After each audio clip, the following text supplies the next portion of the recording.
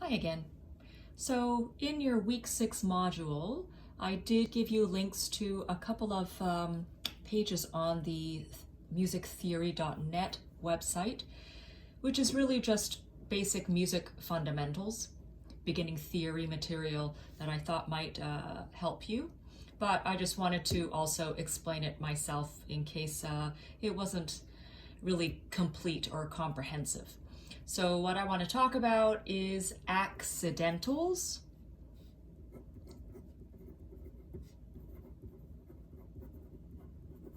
Accidentals. So accidentals in music, well, there's nothing accidental about accidentals. Accidentals are symbols that are placed next to notes, specific notes, and it does will raise or lower a pitch. So going back to, we first, in order to be able to explain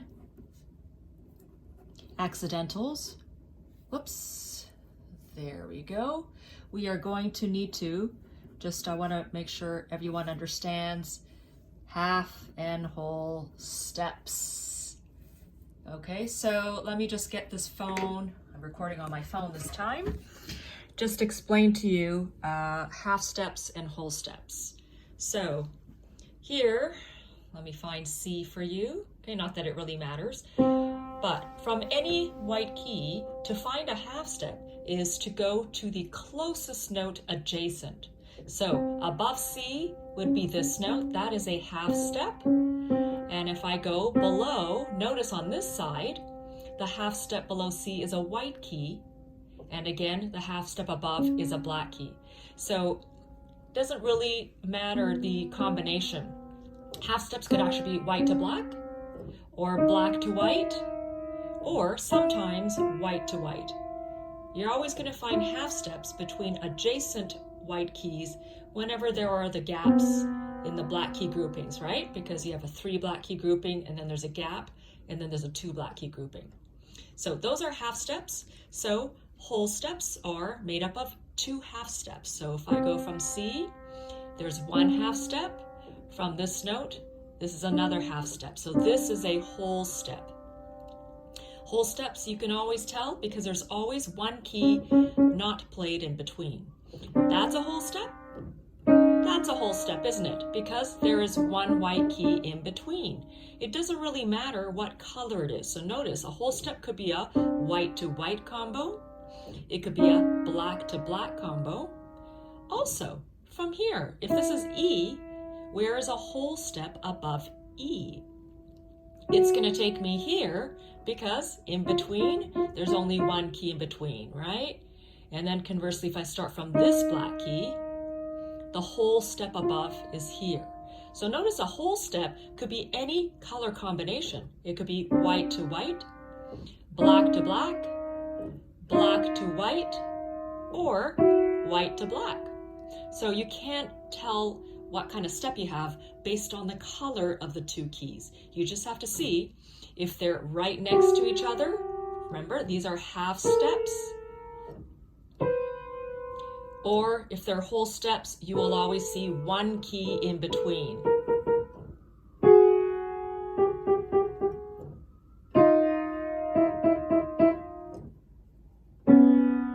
Whole steps. Good. All right, so let's get back to our accidentals. Okay. So the first accidental we are going to review is called a sharp. Okay, and the sharp looks like something you're familiar with, right? When I was a kid, all I knew was this was a number sign. And then once push button phones came, then it was the pound sign. And then it became, now it's the, what is that one called? Hashtag sign. So in music, it is called a sharp. And what does a sharp do? Let me back out a little bit. A sharp raises the note a half step.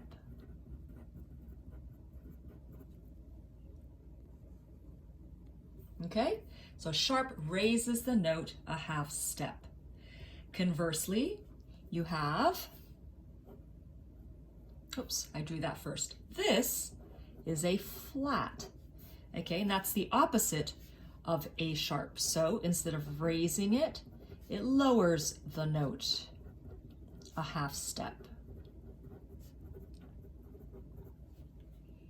So let's take a look at that with the keyboard. So going back, here's a C, okay?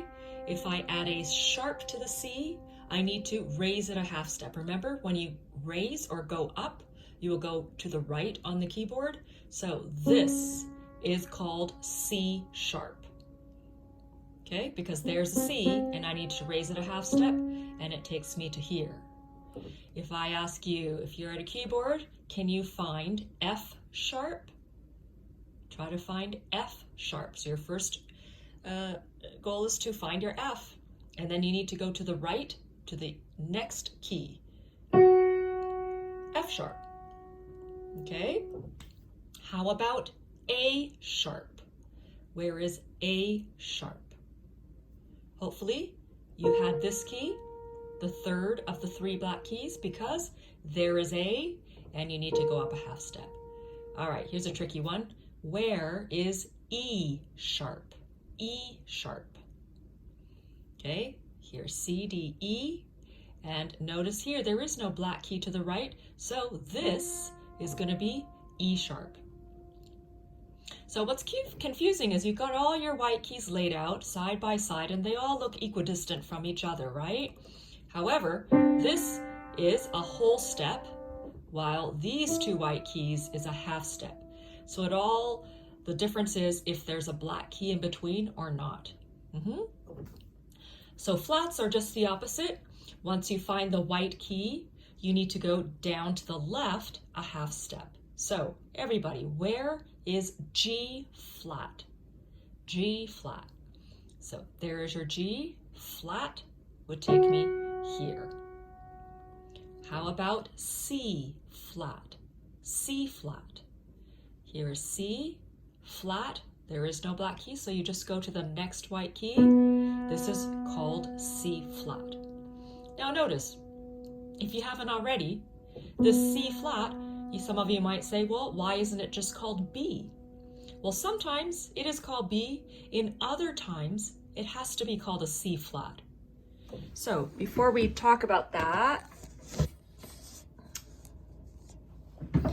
let's talk about that aspect, is when a note could have 2 different names, okay? That is called enharmonics. Enharmonics, I'll just, in my own words, is a different spelling for the same pitch.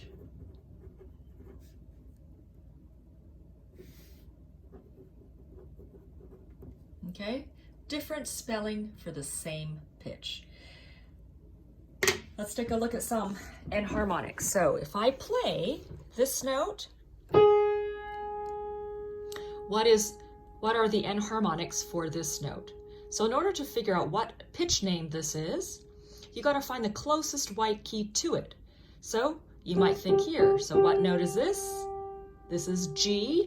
So what do you have to do to G? To get to here, you got to go up a half step, so it is a G sharp. Conversely, if I start from this white key, this is A, and what do I have to do? This is going to be called A flat. So the 2 names for this pitch, or the enharmonics, are called G sharp and A flat. All right, we need to learn. There are 3 more accidentals to learn. Ooh, how exciting. Okay, so let's continue. 2 easier ones. What do you think this is called? Okay. So I have 2 of them, 2 flats. This, unsurprisingly, is called double flat. And what do you think it does? Okay, a double flat, it lowers the note a whole step.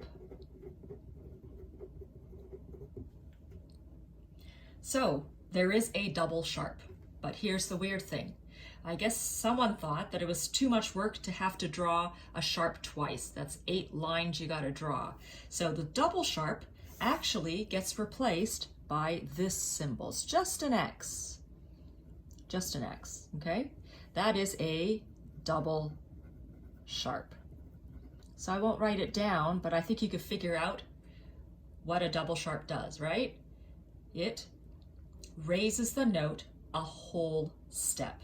A whole step. Double sharp looks a little fancier when you actually see it on a note. So if I have there and I add a double sharp to it, it's going to look like this. And usually there's just little fancy little thingies at the end of each tip. So it looks a little nicer, right? Okay, but it's really just an X. You can just put an X. Okay, and before I go to the final accidental, I want to talk about sort of proportions of your accidentals. So first thing, your sharp. So when you draw a sharp, and this will be a good time, if you haven't already, to get the staff paper, right? Remember, I have a staff paper as a PDF on your 321 Canvas site. So you may want to pause the video right now so you could get that and have it ready, because I'd like us to all practice together. Okay, so hopefully you're all back. So when we draw a sharp properly on here, so firstly, let me just say, if I want to write F sharp with just letters, this is how I would write it, F sharp, because that's the way I say it. You write everything left to right, and I say F sharp. However, notice here, if I draw this F, and I want to put a sharp next to it, it does not go on the right side. It will always be placed on the left side. I guess because, you know, you read music left to right, and so if you see the F first, I'm not sure how you would miss it, but if you put the sharp afterwards, it might be an afterthought, oh, I forgot to sharp it. So we always place it ahead of the note. So notice how I draw the sharp. And I'm going to encourage you to actually draw the horizontal lines first, and then draw your vertical lines. Also notice your horizontal lines should be further apart from each other, and then your vertical lines will be skinnier. We don't have to worry about that. Now I know normally the hashtag or number symbol usually has the horizontal lines a little bit angled upwards this way. We're not going to do that, just for the beginning, so we could be fully accurate and make it easier to draw. We're going to draw them completely horizontal, side to side, and straight down, okay? So we're going to start with the horizontals. Notice the note head takes up the entire space, and it hits the line above and below. Your lines, your horizontal lines, is pretty much going to be enclosing the note head itself as well, but just to the left. So you're going to end up drawing your 2 lines right on line 1 and 2, and just make it a little thicker so you could see it. And then straight down, 2 skinny vertical lines. That is absolutely very precise, very accurate. What a lot of students do is they do this when they draw a sharp. And that is way too small. Technically, if I have a note head, I'm just going to draw it out here. And even though the sharp will be placed to the left here, if I move it over and superimpose it on the note head so you can see the proportion, it should actually be this big. So notice the vertical lines are going to be a lot longer, and then the horizontal line should just enclose the top and lower portion of the note head. So that is why it's really important that you don't draw tiny, tiny sharps like this, okay? So let's practice a line 1. If you were going to draw a sharp on this middle line, okay, you're going to draw your 2 horizontal lines right in the middle of the spaces, so that the middle line, which is what it's supposed to be on, is centered right in between the 2 horizontal lines, and then you draw your 2 vertical lines close together. So that's it. So if you want to keep drawing those and practice, you would do this, this, here, and they should all be the same size. I know some of them look bigger than others, but space, line, space, line. Okay, so that's how you're going to draw. Sorry, it gets cut off. I wanted to zoom in so you could see it a little bit better. That's your sharps. So let's go to flats. Okay, so again, I'm going to draw a big old note here. And of course your flat should be placed to the left, but I'm just going to move it and superimpose it on top of the note head. Notice the flat is made up of a stem, and then it looks like a lowercase b, but unlike a lowercase b, it needs to end up in a point here. Yeah, so if I did a mirror image on this side, it will look like a heart, right? So you draw your extra long stem, should be twice as high. This one's a little bit too long. And then you draw your half a heart portion. So notice the half a heart portion should be the same height as your note head. So say I have a note here. It doesn't really matter what clef I draw because it's just a note on a line. Then my flat, the stem will be twice as high. And then I draw my half a heart portion like this. So it's really clear. It might be a bit long. What you don't want to happen is this. You guys see that that is going to be too big, right? It shouldn't quite get to here. So make sure that your flat is like this, just like you have a note head. If you have a line note, always be aware the line note should never touch the other lines, or else you're going to get too big, right? And we don't want that. Space placements of flats are so much easier because you just do this. You kind of have these lines as a guide, and then you just do your half a heart portion. Sorry, you're not even seeing that there. Okay? So that's flats. And of course you do the same with double flats. You just draw a second one like so. And then I already talked about the double sharp, which is the only accidental that is going to be the same height as your note head. So if we do a line one, you just do an X. You don't have to make it look fancy by adding the little feet to the ends of them. That's perfectly fine. Double sharp, right? Raises the note a whole step. Finally, the most complicated one to really define and understand is this. It looks like this. And of course, I've similarly to what we did with a sharp, where we just made the horizontal one straight left to right without an angle. This one usually does have an angle as well, typically like this. Okay, but it just makes it a little bit harder. So I've just straightened it out and made it like this. So think of interlocking an L and a 7 together. This is called a natural. Okay, not to be mistaken, I've had students who've called it neutral or nature. It is natural, okay? Now this is key, guys. I need you to write this, this definition down. It's kind of long and convoluted. So while the sharp raises a note and a flat lowers the note, what a natural does, the main thing to understand is it cancels. That is the verb, that is what it does. It cancels one of two things. It cancels either, number one, the previous accidental, oops, I can't spell, can I? Accidental, or it cancels the key signature. So cancels one of two things, and it'll never cancel both. You should never go, well, I'm not sure which one it does. I'll show you. And within the context of it, you will know which one to call it. Okay? So the natural cancels the previous accidental or the key signature. So let me give you some rules. There's quite a lot to remember about the natural sign. So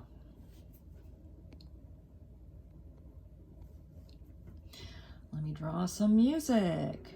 Treble clef. Okay, so let's see, I'll do 4/4. And we'll do this. This won't be exciting music. We don't need that, just for our purposes.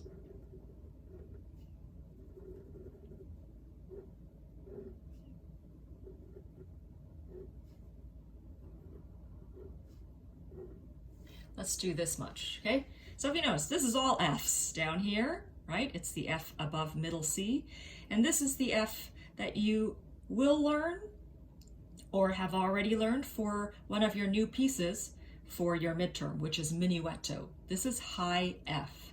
So remember, this ledger line is middle C. Hopefully you remember that. And then the third space on the treble staff is high C. Remember, the treble spaces spell out F, A, C, E. So if you go F, A, C, E, this is the top space, one note higher, there's F. So these are all Fs, but this is just a higher octave F. So here's the first rule. Accidentals. Accidentals are always these, one of the symbols that you just learned, sharps, flats, double sharps, double flats, or natural sign, that are placed specifically in front of an individual note, okay? The rule is accidentals have a lasting value until the bar line. So if you have this F and there's a sharp on it, and then you see another F within the same measure, that sharp will still apply to this F. So this is a regular F, the white key F. Then you will go one black key to the right, which is F sharp. This is also an F, but it's an octave higher. So if you have a question, does this have a lasting effect for all Fs afterwards? No, it's octave specific. So it only affects any F within the same line or space that follows in the measure. So even though this is an F, it's a different F, this will be a regular F. If I wanted this to be sharped, I would have to add its own sharp to it. Okay?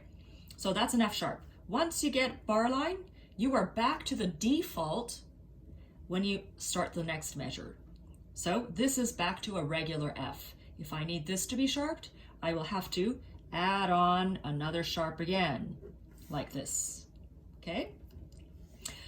So what note is this going to be? Remember the rule, this will have a lasting effect for that specific octave note for the remainder of the measure. So this is the same note, okay? Then if I do this, what is that? That's a natural. So notice, what is it going to do? Cancels the previous accidental. So this is going to cancel this. Now, even if I had this,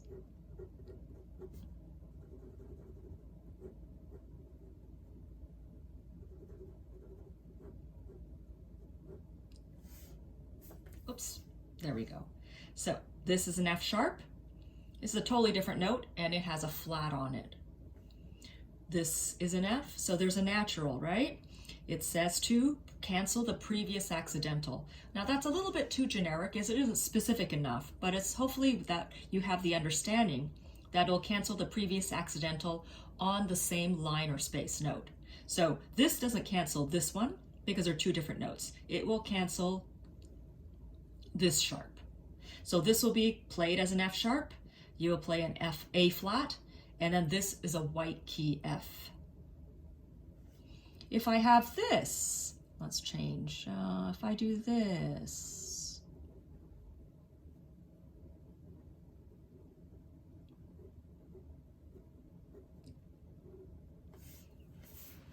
okay, I have a B flat and a B sharp. Again, these are another note, one of the other notes, new notes that you have to learn for your minuetto.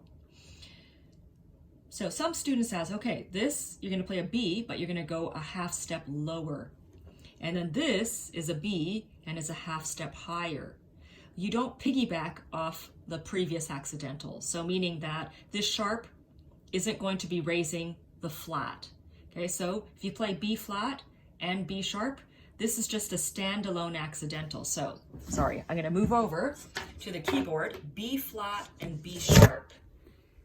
So specifically, if I was to play the correct one, this is middle C, That middle line B on the treble staff is here. So if I were to play B flat, it would be here. B sharp would take me here.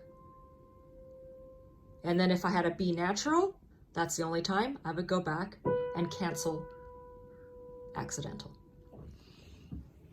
I hope that's clear.